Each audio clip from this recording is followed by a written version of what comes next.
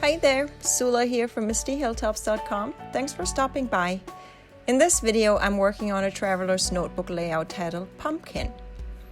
I'll use this paper pack, Sweet Delight by Rosie's Studio, and I'll be scrapping these two photos.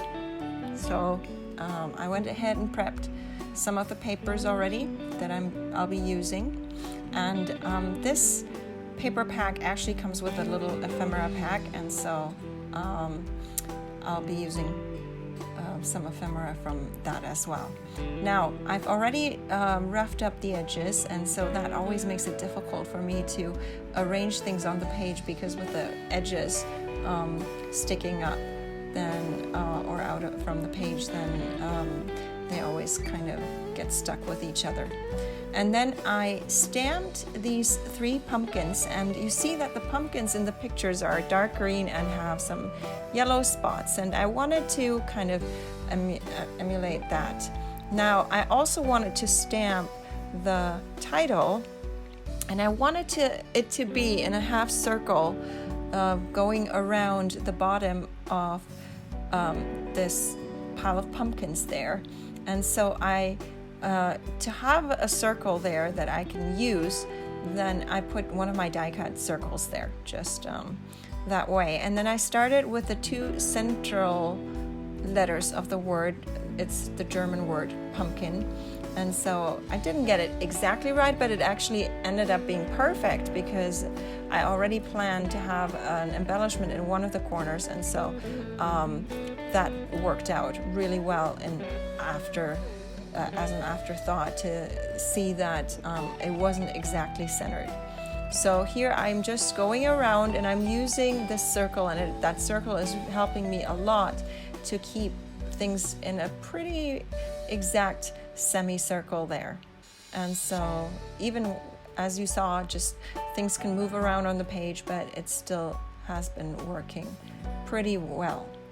So now comes the last letter. And then I still, because it's a German word that has the U with the dots there, and this alpha set didn't have a dots, but it had a question mark, and so I decided to use the dot from the question mark, but I didn't want the top part of the question mark to pick up any color, so I covered it up with some paper, dabbed a tiny bit of ink on there, and then it worked out. So then I go ahead and clean my stamps. I always like to treat my stamps well so that they can be used easily the next time. And then it's up to continuing with the arrangements.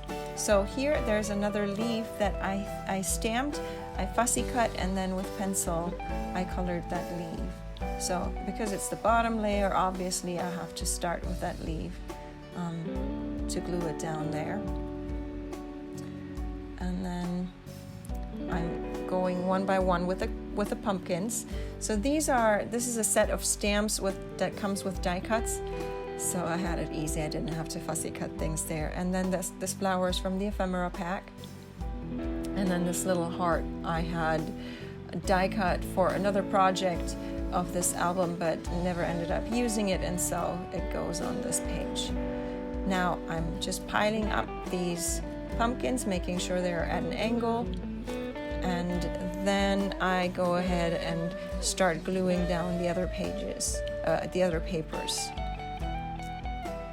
So I like layering things and having the papers show. So here comes layer after layer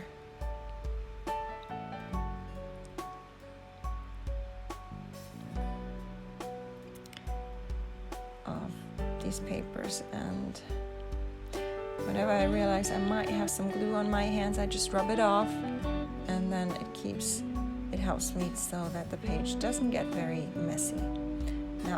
Now all I need to do is glue down the frame.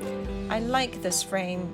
It is really pretty, but I don't have the right size of photos the way I print my photos, and so I decided to use it as a background layer still behind the photos. rather than an actual frame that would go on top of the photos. So here I'm trying to see where I should arrange it, and so that it goes with the rest of the design. And then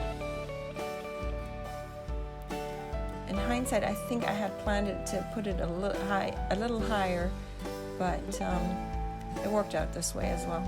So that's the nice thing when you do scrapbooking, right? Like you think, oh no, it's not how I planned it, but then it always somehow works out. You can just always work things out there. So this butterfly goes in that area there, and then I have some more word strips that I create myself. They're available on my blog if you want to download them as a freebie, and they come in English and German, different files.